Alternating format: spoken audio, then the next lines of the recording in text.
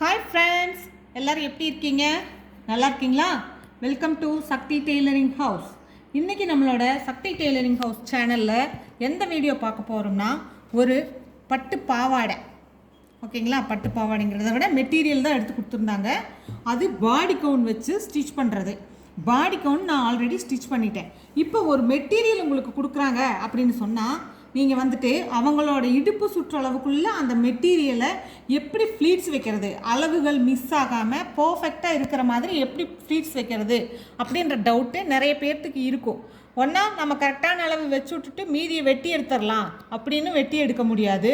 பத்தாத இடுப்பு சுற்றளவில் நெருக்கமாக ஃப்ளீட்ஸ் வச்சுட்டு மீதியை பத்தலை அப்படின்னு சொல்லி சின்ன இடுப்பாக வச்சும் கொடுக்க முடியாது. நம்ம பாடியில் எந்த அளவுக்கு இடுப்பு சுற்றளவு இருக்குதோ அதே அளவுக்கு இருக்கிற துணியை ஃபுல்லாக அந்த இடுப்புக்குள்ளே கொண்டுட்டு வந்து அழகாக ஃப்ளீட்ஸ் வச்சு கொடுக்கணும். அதுதான் பர்ஃபெக்டான பாவாடை சட்டை தைக்கிற மெத்தட். அதுக்கான ஒரு ஈஸியான மெத்தடு, பிகினர்ஸ்க்கு எல்லாத்துக்கும் புரிகிற மாதிரியான ஒரு மெத்தட். அதை சொல்லி கொடுக்கறதுக்கான வீடியோ தான் இந்த வீடியோ. ஓகேங்களா?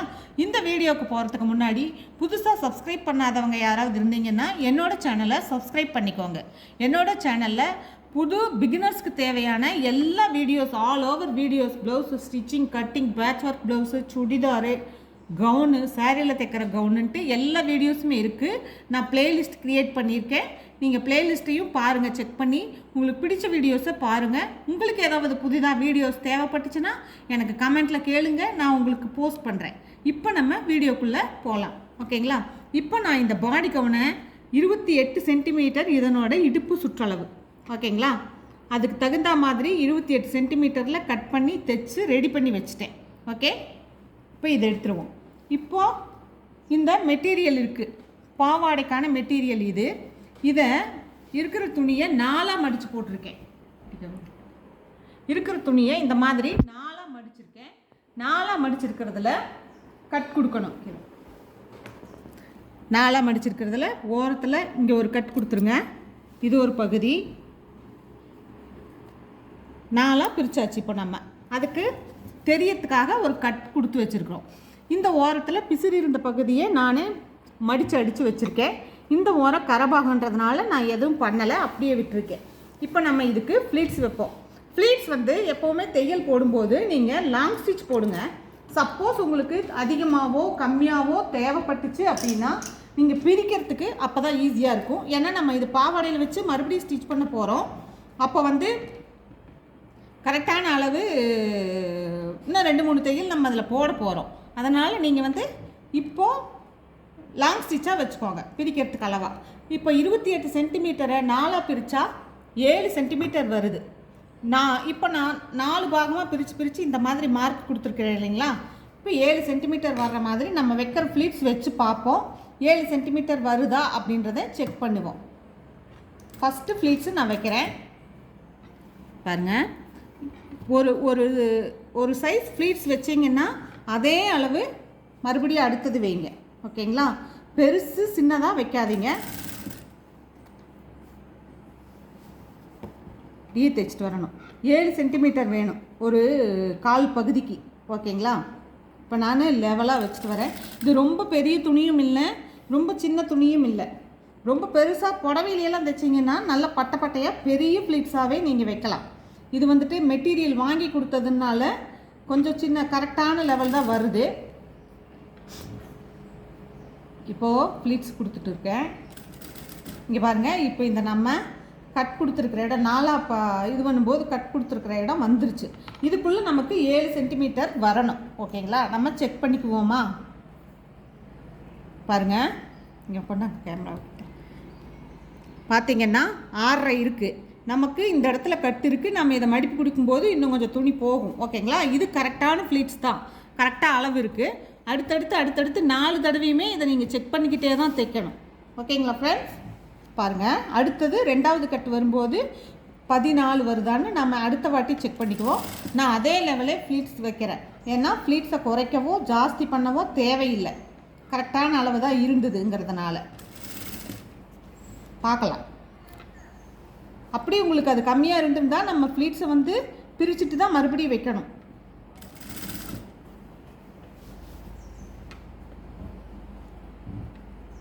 புரிஞ்சுதுங்களா உங்களுக்கு?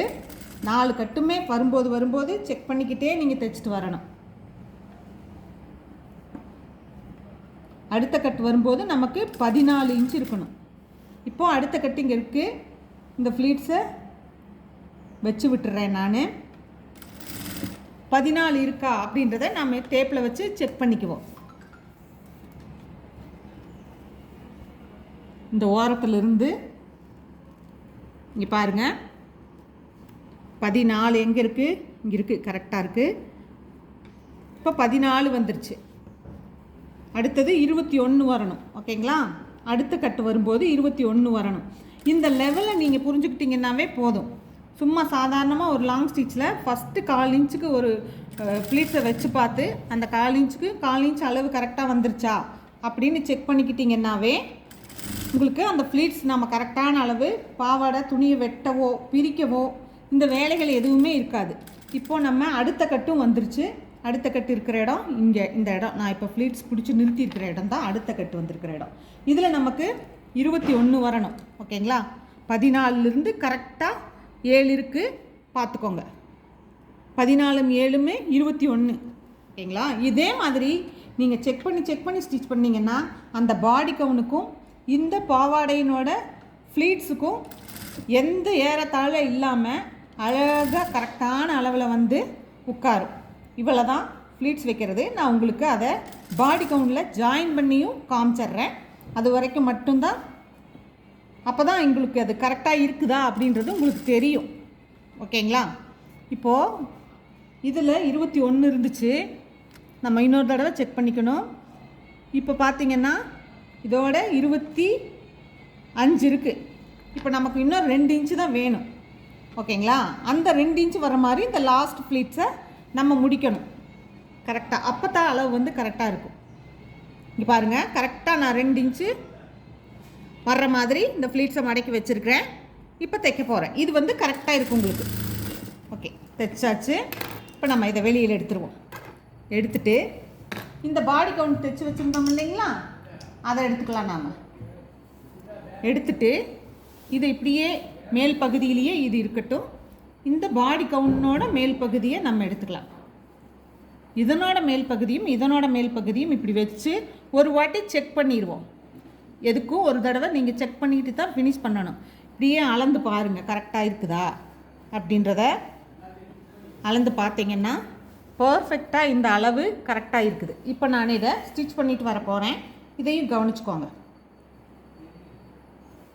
உங்களுக்கு எல்லாத்துக்குமே பாவாடைக்கு ஃப்ளீட்ஸ் எந்த மாதிரி வைக்கணும், துணி இதுவே சாரீ துணியாக இருந்துச்சுன்னா நீங்கள் இன்னும் கொஞ்சம் பெரிய பெரிய ஃப்ளீட்ஸ் வைங்க, இன்னும் பாவாடை அழகாக இருக்கும். இது மெட்டீரியல் வாங்கி கொடுத்து தைச்சதுனால இதில் கரெக்டான ஃப்ளீட்ஸ் தான் வந்தது. நீங்கள் வந்து பாவாடை சாரியில் தைக்கிறீங்கன்னா கண்டிப்பாக வந்துட்டு உங்களுக்கு துணி நிறைய இருக்கும். நீங்கள் நிறையா இருக்கிறதுக்கு தகுந்த மாதிரி வச்சுருங்க. இந்த ஒரு தையல் மட்டும் நான் இதில் ஜாயின் பண்ணி அளவு கரெக்டாக இருக்குதா அப்படின்றத உங்களுக்கு நான் காமிச்சிட்றேன். ஒரே தையல் தான். அடுத்து இது லைனிங் எல்லாம் வச்சு தைக்கணும். இந்த பாவாடை நான் லைனிங் எல்லாம் வச்சு தைச்சு ஃபினிஷ் பண்ணுறேன். ஓகேங்களா? நீங்கள் இது வரைக்கும் பார்த்தீங்கன்னா போதும். இப்போ பாருங்கள், இந்த தையலும் கரெக்டாக இருக்குதான்ட்டு நம்ம ஒரு தடவை செக் பண்ணிக்கிறோம். அப்படி கொஞ்சம் பத்தாமல் இருந்துச்சுன்னா நீங்கள் லாஸ்ட் ஃப்ளீட்ஸை பிரித்து விட்டு எடுத்து ஃப்ளீட்ஸை கொஞ்சம் அட்ஜஸ்ட் பண்ணி வச்சுக்கோங்க. அதுவும் கரெக்டாக இருக்கும். இப்போ ஒரு 1/2 இன்ச்சு எனக்கு பத்தாமல் இருக்குது. அதனால் நான் லாஸ்ட் ஃப்ளீட்ஸை பிரித்து விட்டுருக்கேன். ஓகேங்களா? இப்போது இந்த கட்டு இருக்குது இல்லையா, இந்த கட்டு வந்து இப்படியே வச்சு இப்படி கொடுக்காதீங்க தைக்கிறதுக்கு. இது இழுத்து பிடிக்கும். இந்த மாதிரி லேசாக ஒரு மடக்கி மேலே எடுத்து விட்டுருங்க. இப்படி பண்ணும்போது உங்களுக்கு கொடுக்காது. அது பின்பகுதியில் இழுத்து கொடுங்க. மேலேனா முன்னாடி பகுதியில் மடக்கி கொடுக்க வேண்டாம். இப்போ மீதி துணி இருக்குது, இவ்வளோ இருக்குது. இதில் அளவாக வர்ற மாதிரி இந்த லாஸ்ட் ஃப்ளீட்ஸை நம்ம வச்சுக்கலாம். இது கரெக்டாக போயிடும் உங்களுக்கு. லாஸ்ட் ஃப்ளீட்ஸில் ஒரு அரை இன்ச்சு பத்தாமல் இருந்துச்சு. நான் கரெக்டாக வர்ற மாதிரி தைச்சிட்டேன். இருங்க, இப்போது இது பாருங்கள், அழகாக அதுக்கு தேவையான அளவு இந்த லாஸ்ட்லேருந்து இந்த லாஸ்ட் வரைக்கும் கரெக்டாக வந்துருச்சு. ஓகேங்களா? இவ்வளோ தான் ஃப்ளீட்ஸ் அளவு பார்த்து வைக்கிறதுன்றது பாவாடைக்கே இவ்வளோ தான். இதை பார்த்த எல்லாத்துக்குமே உங்களுக்கு கரெக்டாக புரிஞ்சிருக்குன்னு நினைக்கிறேன். இதே மாதிரியே இதே மெத்தடை நீங்கள் ஃபாலோ பண்ணி ஸ்டிச் பண்ணுங்கள். ஸ்கர்ட்டு எந்த பிரச்சனையும் இல்லாமல் அழகாக வரும். பயப்படவே பயப்படாதீங்க. உங்களாலையும் பாவாடை சட்டை அழகாக தைக்க முடியும். ஓகேங்களா? இந்த வீடியோ பார்த்த எல்லாத்துக்குமே ரொம்ப நன்றி. தேங்க்ஸ்.